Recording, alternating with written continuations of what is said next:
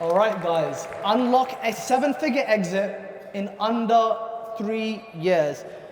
Very quickly about me, I'm Jamal Muse, the CEO and founder of Digital Brand Builders. I started my e-commerce journey way back in 2016.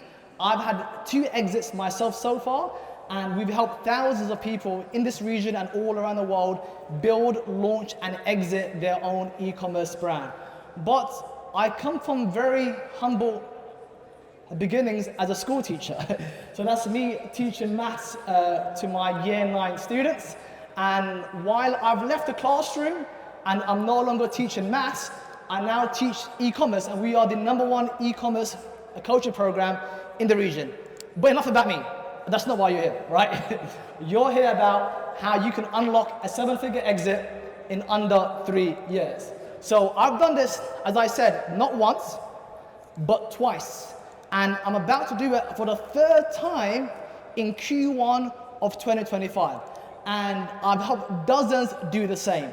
And I'm gonna share the exact, yes, the very exact blueprint with you all. Are you guys all excited? Are you excited or what? Or shall I go home? All right, I'll stick around. Okay, but first, let's address the elephant in the room, all right?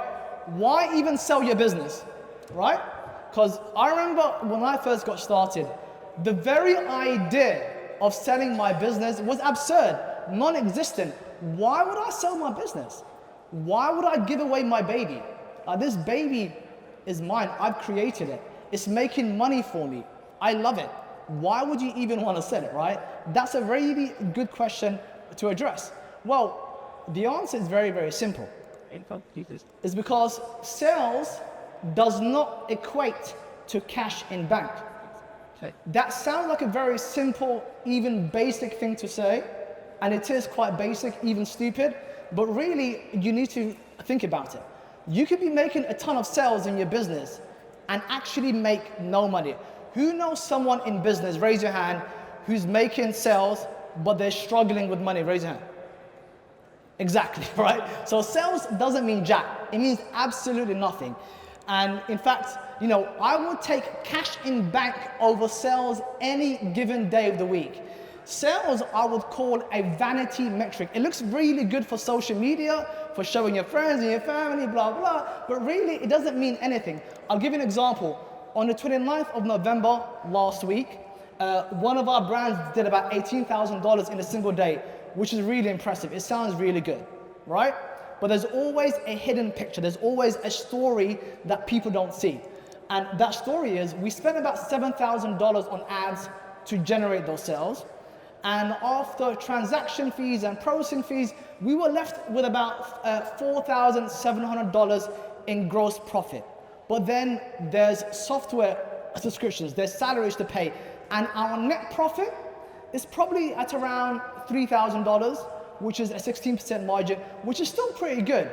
But there's so much more sales that we made, and our profit is only a fraction of what we generated in sales. And this is the point I really want to drive home. If you learn nothing from me for the rest of the 20 or so minutes we have together, let it be this, all right? More than 50% of your total e-commerce earnings will come when you sell your business, from the sale of your company. I repeat, more than half of what you'll ever earn will only come to you after you let your business go. And that's a really big point to think about. And if you don't believe me, let me show you. So say you have a business that generates $20,000 in monthly sales. In monthly profit, which is good, right? But you only take home about $10,000 because you leave about 10K in the business to fuel the growth for reinvestment and so on and so forth. So your take home cash is about 10K, all right? So your earnings after 1 calendar year is $10,000 times 12, which is $120,000, right? Your earnings after 2 years is $240,000. And that's pretty good. But if you were to sell that business, assuming a conservative 3x multiple, you take home $360,000 in cash, which is more than what you'd earn over 2 whole years.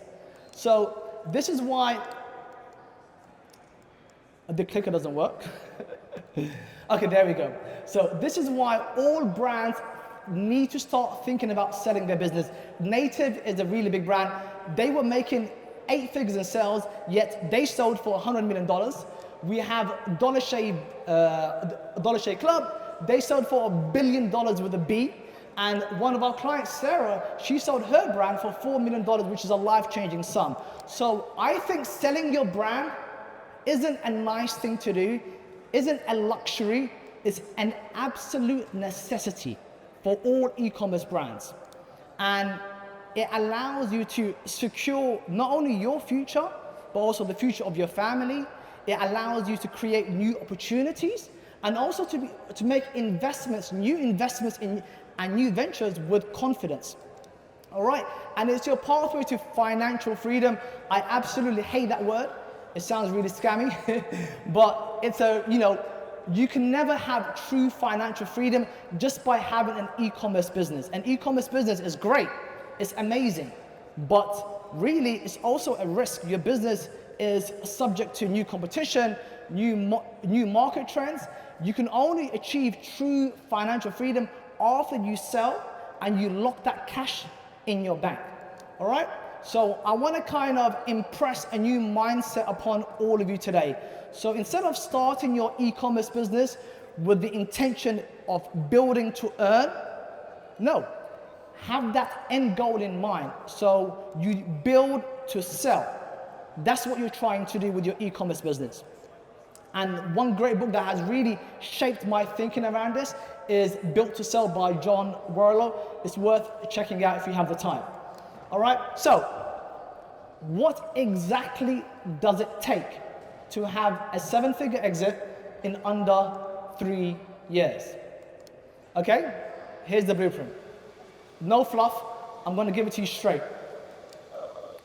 3 years, year 1, the foundation phase. Year 2, the growth phase. And year 3 is the final exit phase.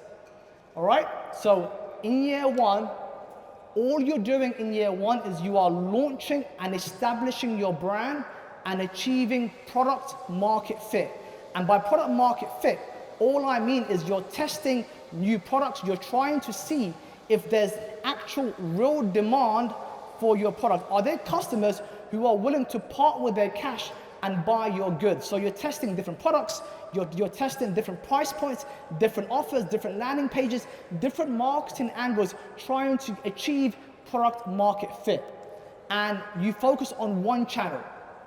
Have that clear focus. Don't try and be too cute, too sophisticated in your first year. One channel, I'd recommend either Facebook Meta or TikTok. Just one channel, one clear, resolute focus for your marketing channel. And you start to build your ideal customer list. You start to collect their email addresses. You start to build that social media following, and you start to nurture them with valuable content. This is your focus in your first year, your foundation year. Now, in your second year, your growth phase, now that you've achieved a product market fit, you start to aggressively scale your marketing efforts, and you start to think about your second and your third and your fourth channel. So if you've only launched on Meta, now you think about TikTok, you think about Google, you think about Pinterest. You start to expand your marketing efforts. And if you've initially launched on Amazon, start thinking about Shopify and vice versa. Expand the platforms on which you sell. And then you start to launch new products and new bundles based on what your customers want. You use them. We use our customers for literally everything. Even when we are naming our new products, we lean on our customers. We ask them, hey, what should we call this new product? And they tell us, and we use that. What should we launch for our next season? They tell us. Use your customers to create that feedback loop of what you should be launching in your product catalog. And you start to build your internal team.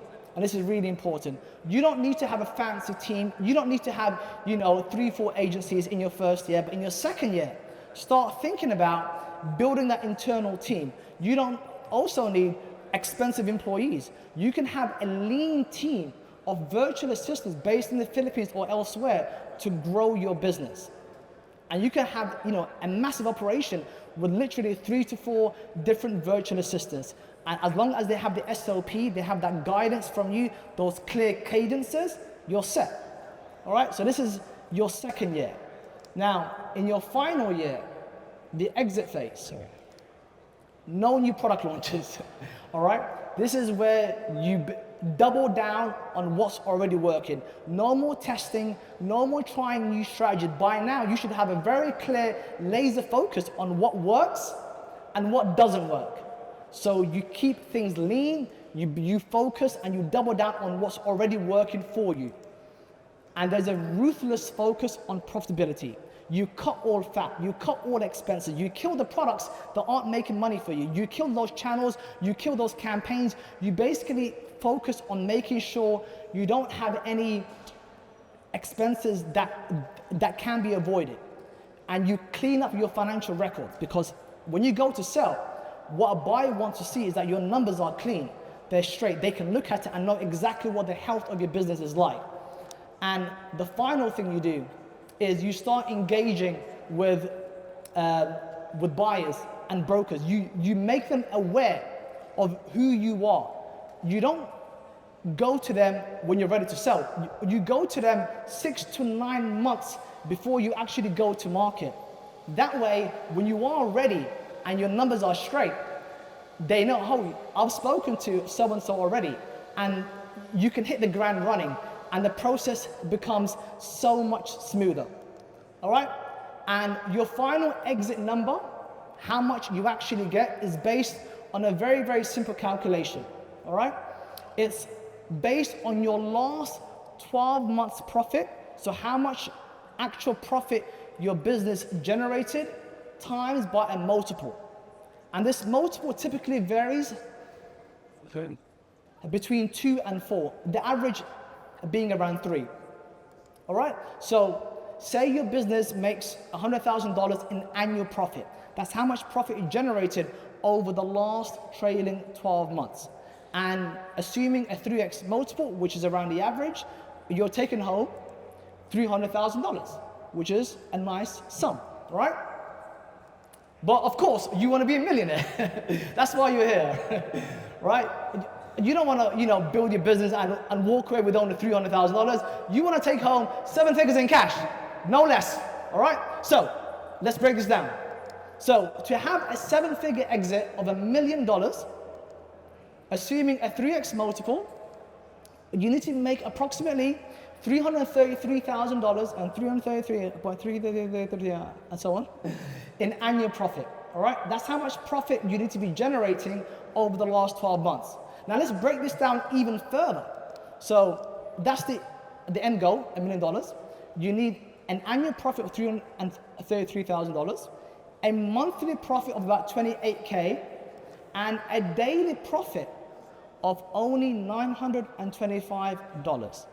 Now let's really labor this point, all right?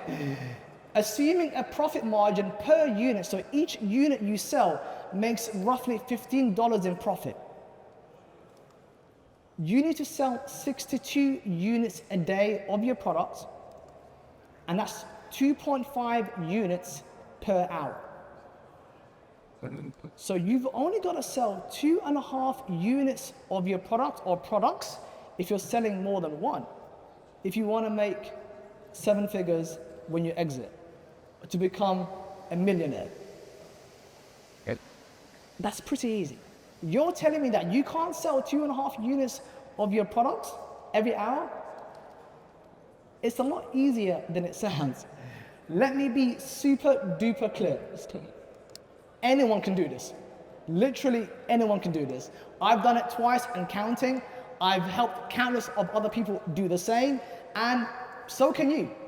Literally everyone in this room can sell 2.5 units of their product every hour. It's a lot easier than it sounds.